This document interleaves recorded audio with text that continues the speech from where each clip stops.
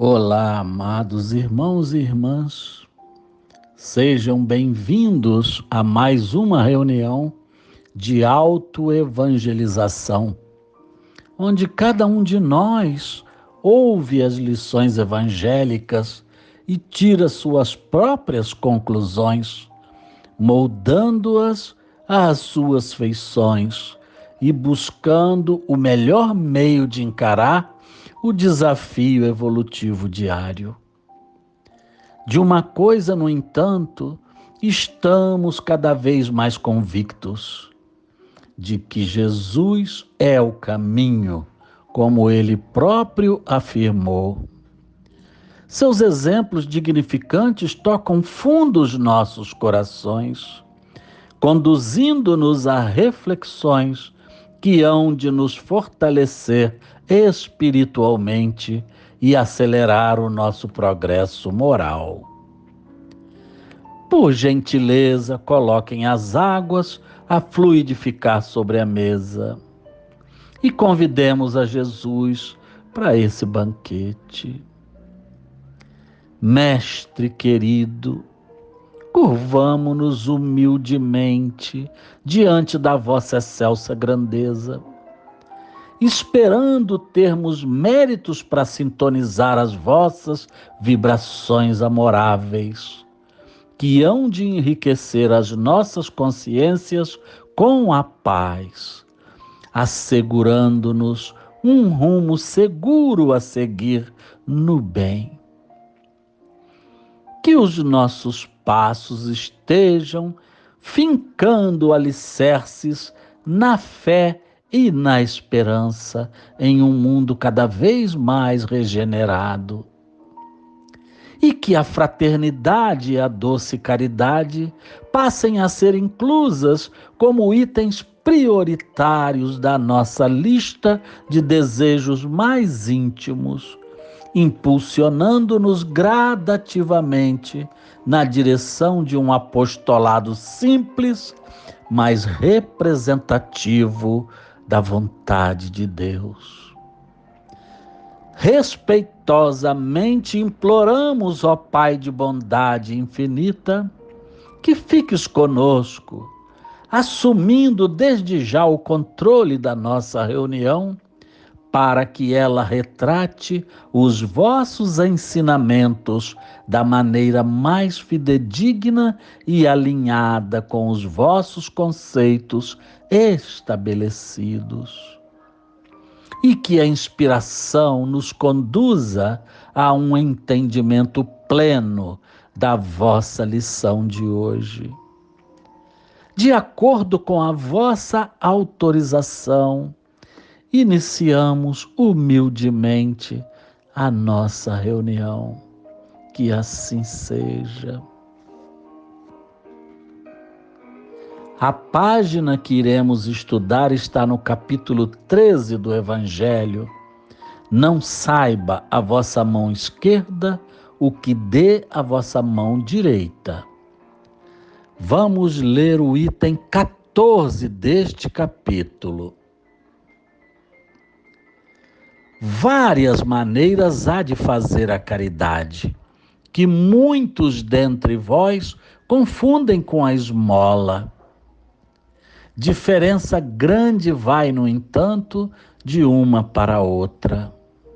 A esmola, meus amigos, é algumas vezes útil, porque dá alívio aos pobres, mas é quase sempre humilhante, tanto para o que dá, como para o que recebe. A caridade, ao contrário, liga o benfeitor ao beneficiado e se disfarça de tantos modos. Pode-se ser caridoso mesmo com os parentes e com os amigos, sendo uns indulgentes para com os outros, perdoando-se mutuamente as fraquezas, cuidando não ferir o amor próprio de ninguém. Vós, espíritas, podeis sê-lo da vossa maneira de proceder para com os que não pensam como vós, induzindo os menos esclarecidos a crer, mas sem os chocar, sem investir contra suas convicções, e sim atraindo-os amavelmente às nossas reuniões, onde poderão ouvir-nos e onde saberemos descobrir nos seus corações a brecha para nele penetrarmos. Eis aí um dos aspectos da caridade. Escutai agora o que é a caridade para com os pobres, os deserdados deste mundo, mas recompensados de Deus, se aceitam sem queixumes as suas misérias, o que de vós depende. Far-me-ei compreender por um exemplo. Vejo várias vezes, cada semana, uma reunião de senhoras, havendo-as de todas as idades. Para nós, como sabeis, são todas irmãs. Que fazem? Trabalham depressa, muito depressa. Têm ágeis os dedos. Vede como trazem alegres os semblantes e como lhes batem em uníssono os corações. Mas com que fim trabalham? É que veem aproximar-se o inverno, que será rude para os lares pobres. As formigas não puderam juntar durante o estio as provisões necessárias e a maior parte de suas utilidades está empenhada. As pobres mães se inquietam e choram, pensando nos filhinhos que durante a estação invernosa sentirão frio e fome. Tende paciência, infortunadas mulheres. Deus inspirou a outras mais aquinhoadas do que vós. Elas se reuniram e estão confeccionando roupinhas. Depois, um destes dias, quando a terra se achar coberta de neve e vós vos lamentardes dizendo: Deus não é justo, que é o que vos sai dos lábios sempre que sofreis, vereis surgir a filha de uma dessas boas trabalhadoras que se constituíram em obreiras dos pobres, pois que é para vós que elas trabalham assim. E os vossos lamentos se mudarão em bênçãos, dado que no coração dos infelizes o amor acompanha de bem perto o ódio. Como essas trabalhadoras precisam de encorajamento, vejo chegarem-lhes de todos os lados a comunicação dos bons espíritos. Os homens que fazem parte dessa sociedade lhes trazem também seu concurso, fazendo-lhes uma dessas leituras que agradam tanto. E nós, para recompensarmos o zelo de todos e de cada um em particular, prometemos às laboriosas obreiras boa clientela, que lhes pagará à vista em bênçãos, única moeda que tem curso no céu, garantindo-lhes, além disso, sem receio de errar, que esta moeda não lhes faltará. Assim ditou o espírito Carita, em Lyon, em 1861. Passemos então ao nosso humilde comentário adicional. Minhas amadas irmãs e meus queridos irmãos, mais uma vez, a página sorteada toca-nos com a sugestão de que intensifiquemos o nosso senso de caridade. E como este assunto está oportuno, fomentando atos efetivos que minorem o sofrimento dos desvalidos, que não são poucos. mas muitos, quando pensam em caridade, imaginam logo a ajuda material, como se a prioridade nessa prática da caridade se limitasse a doações de alimentos e roupas para os pobres. Obviamente que essa atitude é nobilíssima, necessária e agradável a Deus, mas numa fase de turbulência coletiva, onde nossos estados de consciência estão sendo submetidos a provas existenciais jamais experimentadas nessa encarnação, a caridade mais apurada não se resume aos bens materiais. O apaziguamento de almas em desalinho torna-se primordial para que se alcance a harmonia coletiva. E claro, nessas atitudes de alinhamento estão também inclusos o saciamento da fome e de todos os itens que possam estar desequilibrando o semelhante mais necessitado. Mas nunca devemos nos apartar da palavra amiga de bom ânimo, da demonstração de respeito à dor alheia, do incentivo ao otimismo e da exemplificação de que a fé viva e a evangelização renovam a alma e fortalecem o indivíduo como um todo. Hoje, indubitavelmente, a maior carência é de afeto e de esperança. Até os mais abastados e bem protegidos e alimentados estão mergulhados em cavernosos desesperos e inseguranças. Os ânimos estão acirrados, com nervos à flor da pele, com demonstrações de fraquezas espirituais aos borbotões, levando a histerias individuais e coletivas.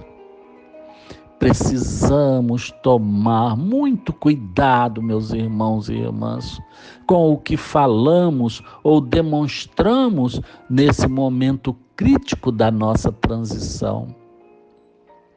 Ninguém duvida que estamos atravessando um período de turbulência para adiante usufruirmos de uma relação humana mais ponderada, mais amorosa e fraterna.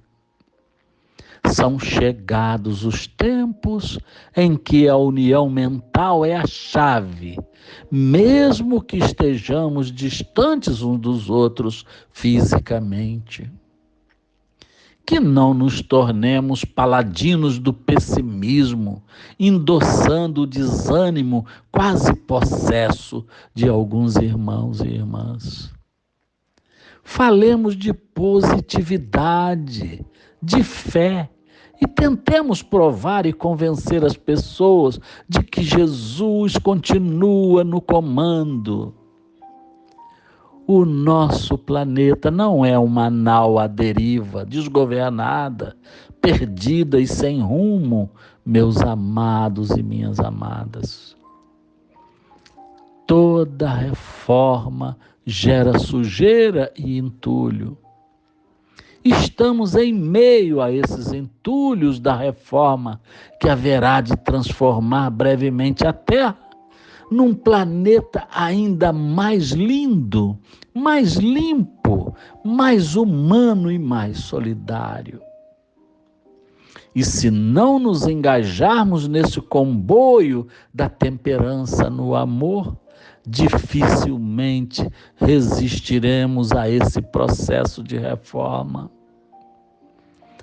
Não podemos perder esse trem que parte radiante no rumo de um equilíbrio maior entre grandes e pequenos, entre lindos e feios, entre raças diferentes, entre pobres e ricos, entre inteligentes e limitados, entre os que têm fé e os agnósticos, entre os que continuam vendo Jesus como guia seguro e aqueles que, mesmo se dizendo cristãos, estão desacreditando de que a Terra tem a solução.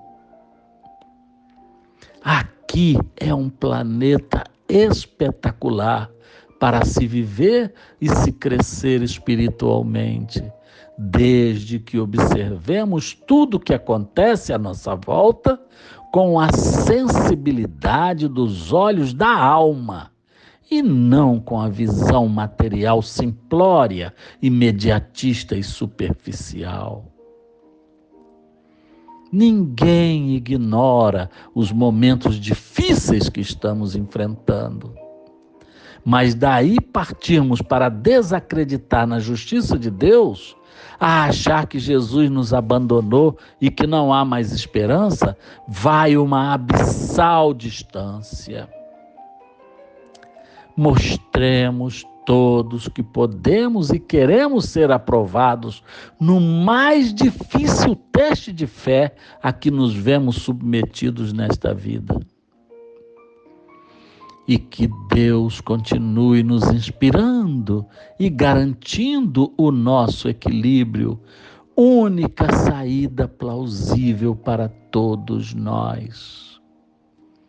Que cada um encontre a sua própria fórmula consoladora para compartilhar a fé com todos que o cercam ou que nos acorrem.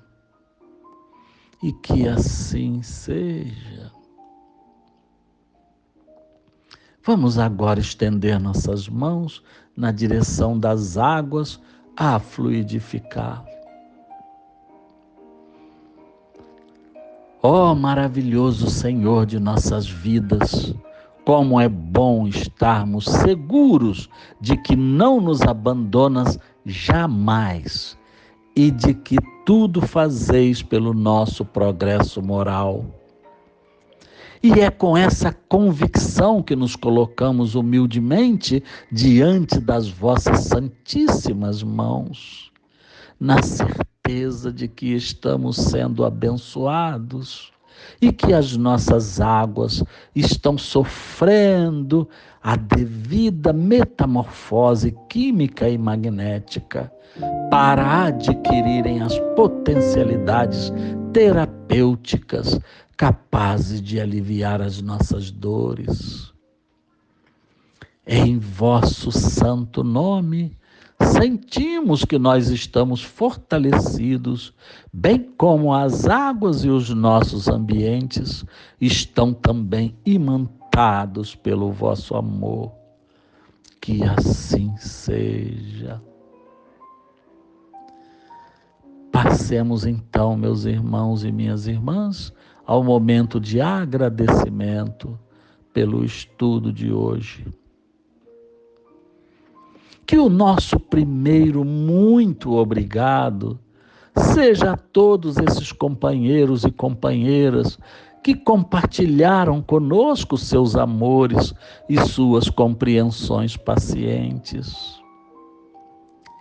A Deus, a Jesus e aos mentores, rendemos nossas homenagens pelo bem que têm nos causado e pela proteção que nos oferecem. Que consigamos retribuir com o nosso hercúleo esforço para coibir nossas imperfeições morais. Que a lição tenha nos tocado adequadamente nos pontos de alerta, para que foquemos nossos atos numa pauta de otimística renovação. Que as bênçãos do Mestre possam ter nos enlevado em suave patamar de luz, de fé e de esperança. E que essas bênçãos se estendam sobre tudo que criastes na terra e no espaço infinito. Ó Pai misericordioso e bom, pedimos humildemente a vossa autorização para que possamos encerrar a nossa reunião de hoje. Que assim seja. Desfaz-se agora a nossa corrente de amor fraterno. Muito boa noite.